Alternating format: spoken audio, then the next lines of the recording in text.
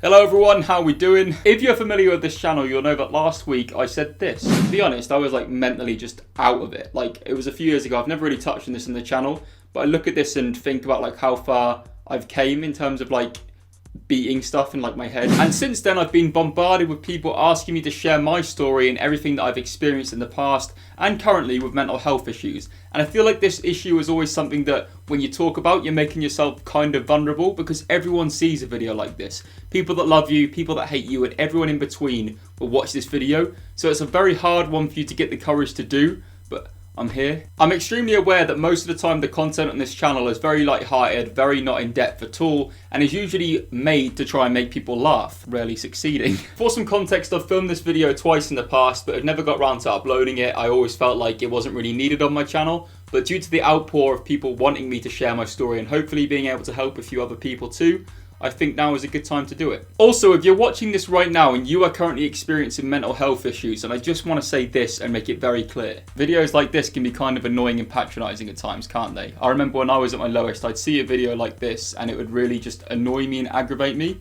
But now I really hope that you will stick with this if you're experiencing any kind of negative thought. And I hope that me sharing my story and how I've come out with it will help you to feel in any way slightly better, because that is what I'm here to do. Let's roll back the clock then.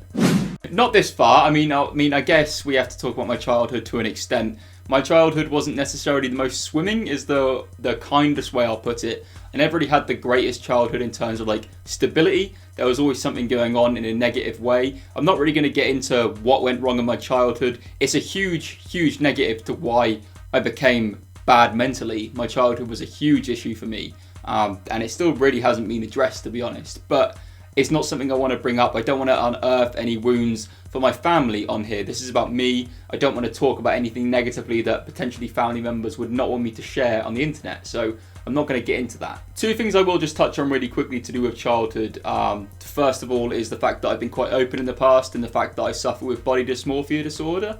Oh, I said that weird. Or BDD for short. And essentially what that means is I see myself as much bigger than I am. So when I look at myself, well, I don't look at myself in a mirror, to be honest. I can't stand the thought of seeing myself in a mirror. I can't stand the thought of seeing myself without a top on or anything like that. To the point where even right now in my current relationship with Jodie, like I don't let her see me without a top on or anything like that. Like I hate it. Like the thought of that makes me feel just physically ill. And obviously I've also touched on other things to do with this in the past in terms of the way that's made me feel and the connotations and implications that has on me. But I just thought that was something that definitely probably stemmed from childhood. I mean, like, not to get too far into it, but I was shamed for my weight. I'm gluten. I was shamed for my weight quite a lot when I was younger, and I don't think that was the healthiest thing to have for me mentally. And to be very clear, if my dad's watching this, it wasn't you, it was someone else. I do think something quite telling that I've never really shared with anyone other than Jodie is this. Like, I remember when we first started seeing each other, and I was like, I was about 18, 19, and I remember we first like hugged. And I remember just saying to her, I haven't had like a genuine human embrace since I was about the age of 12, like one that was like meaningful or anything like that. And I don't think you quite comprehend how much or how important something like that is to someone. And then, I don't know, like that's something that really resonated with me in that sense. But to be very clear, these are very surface level anecdotes. The body dysmorphia is something that is just never going to go or anything like that. But in terms of the hug or an embrace from a human, that's something you can get over. The terms of where we're going to delve potentially is a lot deeper than that, and there's stuff that I'm not going to overly share too much on this, but it's just so you know we can get a surface level of where we're at. Also, I really want to preface this before we get deep into anything. I need to make it clear right now that I am completely fine. I'm the healthiest, the most driven, and the best off I've ever been in life. Like, I'm in a position right now where I didn't think I'd ever be, to be honest. I'm happy. I've got like a beautiful, extremely amazing girlfriend. I've got a house, we rent it. But I've got a room full of football shirts. And I also feel right now I'm kind of on the cusp of like doing something really big for myself in terms of whether that's a career or whether that's with AwayDays doing something, I don't know. But I feel like I'm at this best point in my life, which I never thought imaginable. I never grew up in this small village in Norfolk ever thinking I'd amount to anything. So the fact that we've got this tiny platform, in the grand scheme of things, it's nothing, but I feel like I've done as well as I could have ever imagined I'd do. So early 2016, things were looking great for me. You know, things were going well. I just left sixth form. I was en route to go to university. AwayDays was doing really well. AwayDays was one of like the most exciting YouTube football channels. Like, it was growing rapidly. It was the biggest vlogging channel. Still going to say at one point we were the biggest. But I think quite a good comparison to have is if we put a video on screen of early to mid 2016, you'll see what I look like there. And if you fast forward about a year and a half to 2 years from there, you'll see the state I was in. And I think you can just see that things were not right. And I think anyone that is here from that era of AwayDays will know that things just weren't right. In terms of the position and place I fell into, like, I was just horrendously bad. Like, nothing was positive. And when I say bad, like, I mean horrendously bad. Like, I refused to leave the house. I think there was a week where I wore the same clothes just a week straight. I would refuse to leave my room. I think on average I was doing about 4 steps a day or something just crazy like that. It was just a really horrible time to, like, live. Like, I just hated life. Like, everything in life annoyed me. Everything that happened just really agitated me. And you can imagine the knock-on effects this had for my life, my career and opportunities. I was in this position where I physically did not want to leave my room, let alone leave the house. I remember it got so bad that like the muscles on the backs of my leg just basically deteriorated. Like, there was nothing to them anymore because I'd played football all my life. I'd been playing like football 4 or 5 times a week as a child. I then got into the position where like I couldn't like tense them, if that makes sense. Like, nothing would move if I did it. Like, it was that bad. And when I fell into this cycle of having no drive, no ambition or nothing, like, you just see things crumble in front of you. I could actively see AwayDays as a YouTube channel crumble in front of me to a point where it never really recovered for around 2 years. Just a quick interlude if you are new around here. Early 2017, AwayDays had the potential to really skyrocket. The views were great, but I stopped uploading. I stopped putting any effort into the channel at all. I stopped doing anything. One, because I just wanted more. I felt like I deserved more, which is completely false. I didn't deserve more at all. I don't know, like, I just mentally was just in such a weird headspace. And to think about it now, like, considering like how far I've came from there, I can't really put into words like how bad things were. Essentially, I went onto this path of just derailing everything in front of me, just everything I hated. Everything that I would produce, I would just put no effort into it. You'd be able to see it in like any... the reason I keep using YouTube as an example is because it's an example that people can view. Like, there was no effort in anything I was doing. There was no passion. And that wasn't just in YouTube. That spiraled through everything. I remember I was just in this pattern of like, I'd go to bed at like 4 in the morning, wake up, do nothing with my day, go to bed at 4 in the morning, and just, you know, this is only something that will really resonate with anyone that has experienced struggles themselves.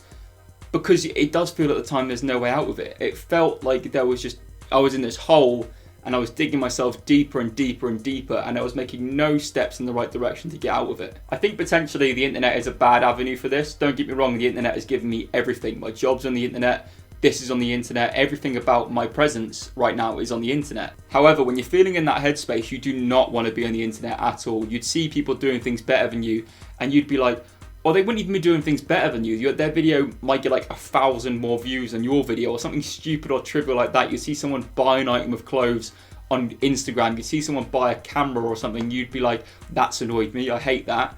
And I can't contextualize why that is. I would just dismiss anyone telling me I'd done anything wrong. Anything, I could be the worst person in the world that day, and I still wouldn't accept it. I would not accept any criticism. I would not accept any complaints or any grievances of what I was doing as a person, because I don't know why, but when I was at my lowest, my ego was at its highest. And I don't know if this is a regular thing or a thing that happens to a load of other people, but when like an issue would arise, I would think I was above it. I would just, anything in the world, I thought like, oh, I'm better than them at that. Or just, I don't know why that is. Maybe it's like a defense mechanism in my brain to be like, oh, this is going wrong, so I must be above it. Or there must be another reason why that's going wrong. Or it's never my fault, I'm above that. And I don't know whether that is just a thing that humans have. I don't know whether that's a side effect. But if you're currently right now sitting and you're like, oh no, this is me. Or like, even if this video resonates with like one person, and I think you can tell this video isn't scripted because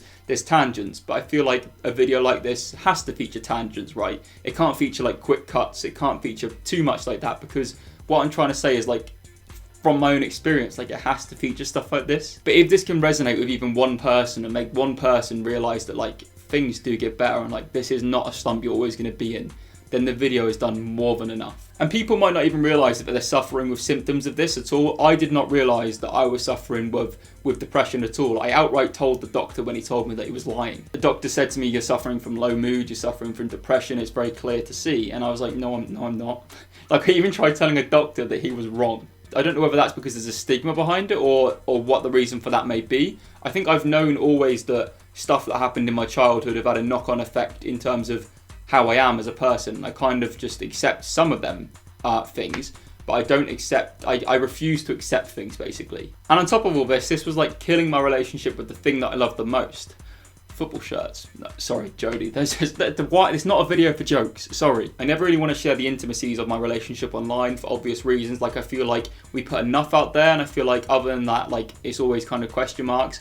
I do find it kind of funny when everyone always comments to me saying, "Oh, Ellis, you're punching," or "How did you get Jodie? She likes football. How did you get Jodie? She's beautiful. How did you get Jodie? She puts up with you buying football shirts." And yeah, the truth is I'm extremely lucky to have a girlfriend that tolerates and just backs me with everything that I do.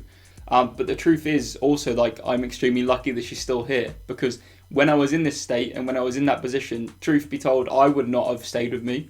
Like, I was this horrible, angry, just agitated by everything person. Like, Jodie would come in with like the most well-meaning thing in the world, and I just somehow dismiss it. I'd somehow like just be annoyed at her being there, and I can't really convey that enough unless you've experienced it. But like, anyone that came into my room or anyone that came into my space annoyed me. And think about how hard that is, being in a relationship, to do that. Like, I don't understand how she put up with it. I wanted to quit AwayDays about 3 or 4 times during the relationship. She said no.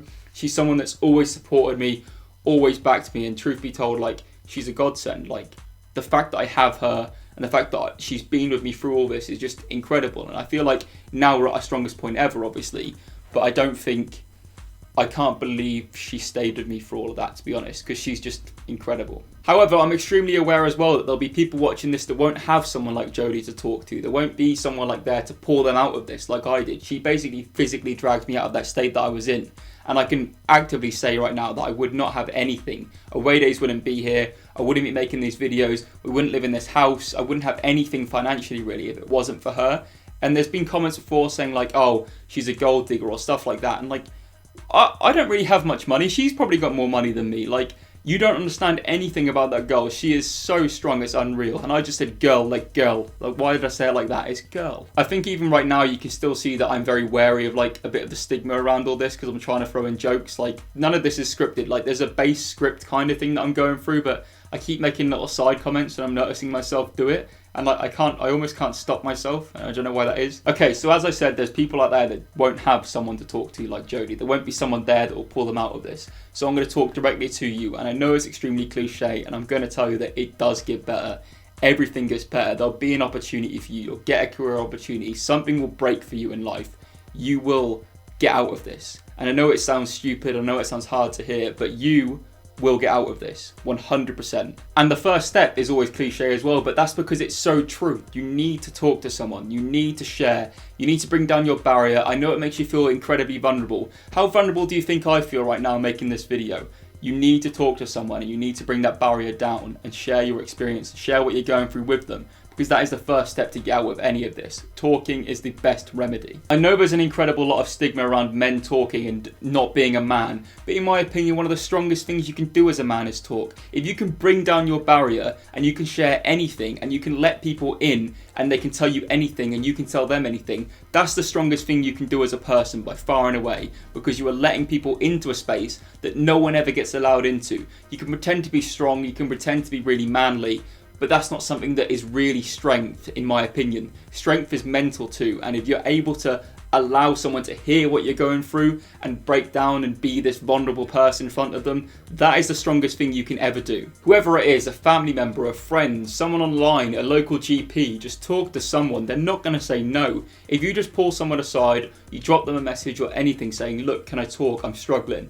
They're not going to say no. They're going to want to hear. They're going to want to care for you. People will care about you. And whether you might not think that, and whether you at the moment in the current space that you're in may be thinking that they don't care, of course they care. Everyone has someone that cares about them. Even when you're really low and in the dumps, you might feel that no one does. And it might feel like in your close proximity, no one does. So go and talk to a GP, because they care. It is their job to care. They're a human. They've worked all their life. They've got a degree because they want to help people. They went into this profession to help people. So you going in there and explaining your issue to them is not going to offend them. They're not going to care negatively. They're going to want to just be filled with so much hope with you. They're going to try and do everything they can to help you. And whether that's them recommending you to go to like an IAC, whether that's medication, whether that's putting you into like some sort of like group therapy session, they are there to help you. So do not think that no one cares, because there is someone out there for everyone to talk to. And my message is this: just talk away, and things get better. And I'm not going to sit there and do like a stereotypical YouTuber thing and say, look where I am and look where I've come, because this isn't what everyone wants. Like, my position is a very unique one. Like, I make videos online and show football shirts. Like, that's not necessarily something everyone desires to do, but just, it gets better. There's happiness in life for everyone, and this is ultimately your one chance to experience and love it. So just go out there and absolutely smash it, because I'm rambling now, but thank you for watching. This has not been easy to make.